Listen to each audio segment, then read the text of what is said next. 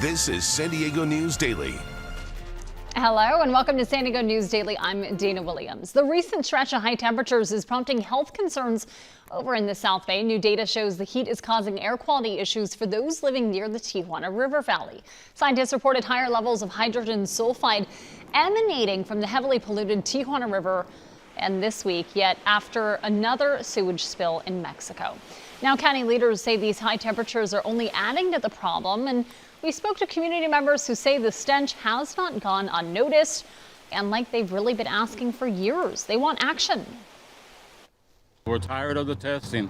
We don't want no more testing. We don't want politicians down here. We want the problem fixed. We've only been here a week and I smelt it 4 times. You know, we're leaving tomorrow, but it was real strong last night. So I'd be concerned too if I had to smell this all the time, and especially with the heat around here, probably making it worse as well. And Imperial Beach Mayor Mitch McKay believes a recent treaty signed by the U.S. and Mexico last year to address the sewage crisis, he says, will work. County leaders say the U.S. International Boundary and Water Commission has been in contact with construction managers in Mexico to limit sewage flow, they say, as much as they can. And maybe you're lucky enough to have air conditioning in your home. This week, you're probably hoping it's working, but if not, you've had to scramble for repairs. You're not alone. AC companies told us calls have spiked this week. One company says customers have complained that their homes are not cooling down enough. Experts say if your system isn't keeping up, they recommend closing the blinds, running fans, and if it comes to it, even using cool towels. They also recommend trying to hold onto the cooler air from overnight. Lately, the more calls we've been getting, I turned my air conditioner on and my house got hotter. Keep your house closed up as long as possible. That way, you know, it'll get you through the heat part of the day, the hot part of the day. Really good tips there. And even La Presa Elementary in Spring Valley had to make some changes because of this heat. They moved lunch indoors, limited outdoor play, and cut back on PE activities to keep those little ones safe. And one of San Diego's most buzzworthy exhibits is now back at the San Diego Zoo Safari Park. We're talking about this one, Butterfly Jungle. It opens today and it lets you get up close and personal with more than 30 species of butterflies. The zoo says really it's a chance for people to learn about how important they are to our environment. When you enter Butterfly Jungle, you have these amazing experiences with butterflies from all over the world, but we want to connect you and inspire you to the work being done with our local species. You know, drought, heavy rains that come in all of a sudden. These are effects that really can harm a lot of local ecosystems here in San Diego County, including our butterfly species. We need these animals because we want fresh air and beautiful plant life as well. And Butterfly Jungle runs through April 12th. Tickets, though, heads up, they are extra and they are not included with your park entry.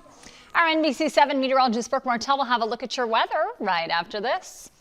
On January 22nd, I got a phone call from my daughter. Rolling. All right. She said, "Mom, the water's already waist high," and we were all scrambling. There's been 2 wildfires that have come through. We were able to watch NBC 7, and we knew that as long as they were there, we were going to be okay. We're going to be here. We're going to keep an eye on things. Because of you guys, they acted. This is the source of all of this neighborhood's problems. Everything can be so unpredictable, and we rely on this coverage. And that's a tornado warning. It has been a busy week on the weather front. Taking a look at what you can expect for today, a bit of a mild morning. Those temperatures have had some trouble cooling down in the overnight hours. We still have that extreme heat warning for your desert region. Not as hot today, but it's still going to be hot. Let's take a look at the visibility forecast as we get into this evening. We still should see some of that cloud cover, that fog along the coastline creep in and settle in over that coastal area. Take a look at early tomorrow morning. This is actually right around midnight and continuing into about 8 a.m. It's possible that we could have some pockets of dense fog up and down the coast. We have the return of that westerly flow. We have a trough of low pressure to our north, both of these things allowing for these conditions to develop. I know we've been talking about it all week, the record temperatures. This is a look at the highest monthly maximum temperature records from yesterday. Escondido, Ramona, Alpine, El Cajon, Borrego, all setting new records only to beat the records that were set maybe the day before or a couple days prior. This is all from this this week. So you can see here 101 for Escondido, and then 98 degrees was the previous record from just a couple days before, and that's the case going up and down this list. And highest minimum temperature records too. So it's been warm overnight. 58 degrees for Vista, tied with its previous record from 1995. Escondido reaching a new one of 62. And taking a look at the bottom of the list, Borrego 73 degrees, the previous record. This is going back to 2017 at 65 degrees. We still have the extreme heat warning in effect for your desert region through 8 o'clock tonight. Temperatures right around 102 up to 107 degrees. Still want to mention the heat safety tips because that warmer weather is sticking around through this weekend. Make sure you're staying hydrated. Make sure the pets have plenty of water and shade. And you want to take breaks in the shade and in air-conditioned rooms as needed. Just listen to your body. You know your limits. And the peak hours to avoid, 11 a.m. to 4 p.m. That last one really important. Never leave children or pets in a vehicle. Out in La Jolla this morning, we have 60s in the forecast. That'll stay around through about 10 o'clock before we increase to those 70s. Could see the return of some of that cloud cover going into the afternoon for the coast. Moderate rip current risk, wave heights from 2 to 4 feet. Water temperature from those low 60s. And for the coast today, staying close to those 70s. We have 80s and some 90s for the inland valley communities. Your mountains right around the 80s. Breezy westerly winds at times. Gusty westerly winds, however, over the desert region. Temperatures there, like I mentioned, from about 103 with that extreme heat warning. And here's a look at the future weather patterns. You can see heading into about noon today, those winds just gradually start to increase. We see that westerly flow over the mountains, over the desert region as well.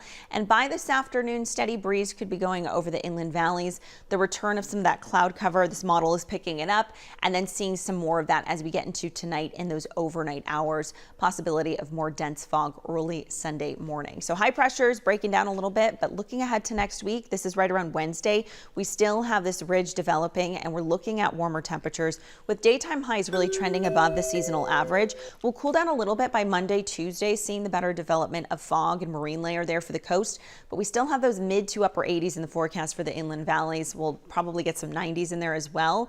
Take a look at next weekend. Again, cooling down a little bit, but still trending above average. It's not looking like we have any rain in the forecast either. You can see those mountain communities from the 70s and 80s through the extended period. Desert region staying hot, 90s to about 100, 101 degrees. Dana. Brooke, thanks so much. We appreciate it there. And we have an update on this special little one, a dog we featured on our midday show a few weeks ago. Churro, the happy three-legged dog, has been adopted. He's just 10 months old and came to the shelter with wounds believed to be from a wild animal. Sadly, it caused him to lose one of his legs, and he had to stay in quarantine for 6 months, more than half of his life so far. But now, not only is he out of quarantine and he has a new home, he also got a pretty great haircut there. Big congratulations to Churro and his family. He certainly looks happy right at home there. All right, this is more coverage you can count on at NBC7.com, and you can always find us on your Roku or your Samsung Smart TV app. Thanks so much for watching. I'm Dana Williams.